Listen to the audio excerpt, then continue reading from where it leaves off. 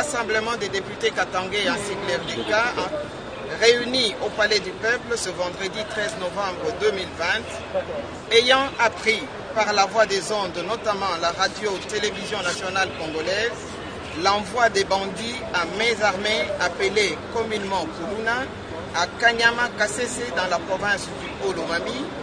Vu que cette décision a suscité un mécontentement généralisé dans l'opinion de l'espace Grand Katanga, étant donné que nul n'ignore que les 10 bandits se sont caractérisés dans la ville-province de Kinshasa par des actes odieux à l'endroit de paisibles compatriotes, à savoir les assassinats, les meurtres, les viols et les vols, que les informations à notre possession font état que certains de ces incivils commencent à s'évader par petits groupes et errent actuellement dans la nature, exposant ainsi les paisibles citoyens du Grand Katanga aux actes odieux ci-dessus énumérés et autres, notamment les vols de produits agricoles, extorsion, les viols, le vol, le meurtre et les assassinats.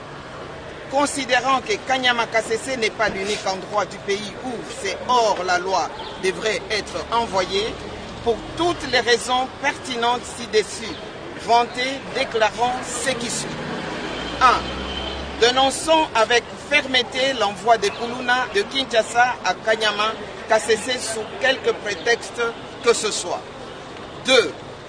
Demandons que ces hors la loi soient envoyés ailleurs ou de les traiter conformément aux dispositions du Code pénal congolais, livre 2. 3. Demandons en outre au gouvernement de la République de fournir ses meilleurs efforts en vue de rechercher ou retrouver tous les inciviques errant actuellement dans la nature et de renforcer les mesures d'encadrement pour que pareille situation ne puisse se reproduire. Refusons désormais de considérer le Grand Katanga comme une poubelle nationale ou une terre d'asile de tous